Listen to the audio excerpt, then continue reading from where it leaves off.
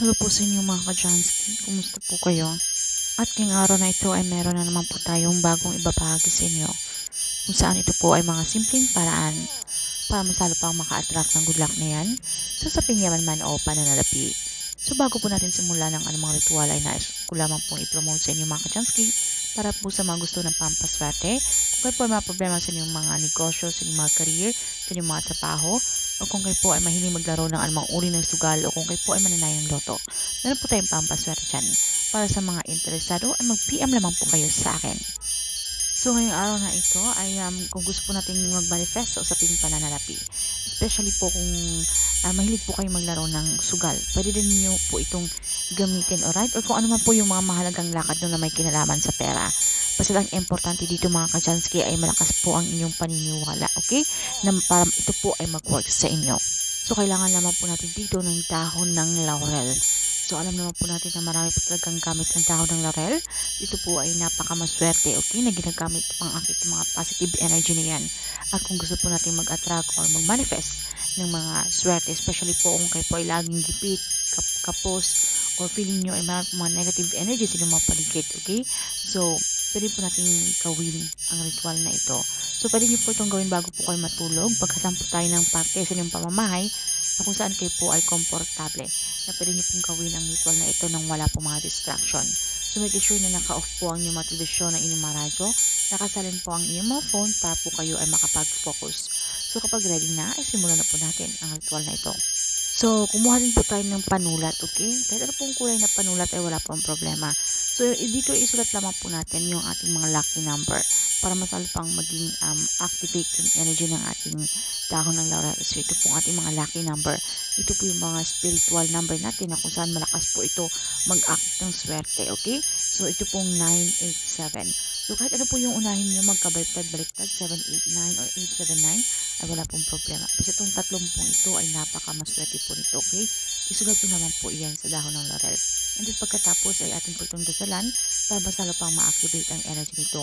So, ang gagawin nyo lamang po itong ating dahon ng laurel ay lagyan nyo po ito sa inyong gitnang dalawang kamay, okay? Yung para pong tayo nag-pray. So, ilapat nyo po ito sa inyong dalawang palad, okay? So, yung parang magkatabi po ating dalawang kamay, and then pagkatapos ay dahan-dahan po natin itong i-rub, okay? I-kiss-kiss po natin yung ating dalawang palad hanggang sa mapil po natin na yung ating mga energy, okay, na malipat po dito sa ating dahon ng laurel, yung ating vibration, okay? So, habang ginagawa po natin yan, dasalan nyo po ng mga personal na dasal. So, depende na po sa inyo. Kung kayo po ay katoliko, pwede nyo pong gamitin yung ama namin at sumasampalataya ako. Pero kung iba inyong relihiyon, ay wala pong problema. Pwede nyo pong sambitin ng anumang uri ng dasal. Okay? Yung personal na dasal. At pagkatapos po nito mga ka-Chansky ay sambitin nyo po ang inyong mga intensyon, kung ano po ang inyong mga kahilingan, kung bakit nyo po ginagawa ang ritual na ito, okay? Kung ano po ang inyong mga gustong i-wish, i-hiling kay universe. Huwag nyo po limitahan ang inyong mga sarili, especially po kung alam nyo po na kayo po ay deserve nyo po ang bagay na yan. Dahil kayo naman po ay hindi tamad, kayo po ay nagsusumikap sa buhay, wala po kayong inagrabyadong tao, kayo po ay matulungin. So, huwag niyo po limitahan at ihiling niyo po yan na kayo po ay positibo na lahat po ng ito ay mangyayari. So, i-claim, i-affirm niyo na po sa inyong mga sarili, okay? So, sabihin niyo naman po ang ating mantra, thank you universe, now I'm ready to receive the blessings. Pagkatapos ito mga ka-Jansky, pwede niyo muna itong isiksik sa inyong mga punda, okay? At hayaan niyo lamang po ito buong magdamag. And then kinabukasan ay pwede niyo po itong pasikatan muna sa sikat ng araw, okay, ng ilang minuto, para mas lalo pa ma-activate ang energy nito. Dahil alam naman po natin na ang sikat ng araw, ito po ay napakamaswerte. Dahil ito po ay galing sa kalikasan, ito po ay nagbibigay sa atin ng liwanag. Ito po ay sumisimbolo ng pag-asa. So pagkatapos ito, okay, yung ating dahon ng laurel ay ilagay nyo naman po ito sa inyong mga pitaka, mga ka-Chansky. Pwede nyo po itong ilagay din. Halimbawa kung meron po kayong mga mahalagang lakad. Halimbawa po sa inyong mga mga interview, sa inyong mga trabaho, or kung meron po kayong mga transaksyon na may kinalaman sa pera, pwede din nyo po itong ilagay sa inyong mga sapatos, okay? Ilagay nyo po ito doon, okay?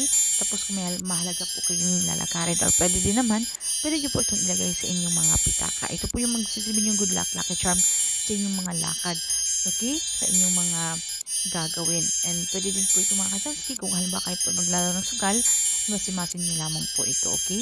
So ito po ay napakasimple pero ito po ay napakamabisang ritual mga ka-Jansky, okay? So dapat ay talagang meron kang 100% paniniwala para ito po ay mag-work sa inyo at ikaw po ay maging successful. So yun lamang po ng mga ka-Jansky at kung meron po mga katanungan or hindi man masyadong klaro sa inyo ay paki-comment na lang po sa ibaba. At syempre po, tandaan pa rin po natin na ang lahat ng itong mga pampaswerte isang gabayo inspirasyon lamang. So nasa atin pa rin po ang may control at tayo pa rin po ang gumagawa ng ating kapalaran. Dapat ipagpatuloy pa rin po natin yung ating pagsusumikap, tayo po ay magsipag, okay? Wag po natin hayaan yung isang araw na wala pong mangyayari. Dapat tayo po ay maging produktibo, wag po tayong tamad at gumawa po tayo ng paraan, okay? Para kung paano pa po tayo mas lalong umangat sa ating pamumuhay. At sa pamamagitan po ng mga pampaswerte ritual na ito po ay makakatulong sa atin para mas lalo pang ma-activate, okay? Or para mas lalo pa tayong swertehin, okay? Kung ano naman yung mga positive energy na yan na lumapit sa atin. So yun lamang po ng mga ka-Chanskit. Maraming salamat, okay, sa inyong walang sawang pagsuporta dito sa ating channel. And to say bye now, keep safe everyone. Bye mga ka-Chanskit.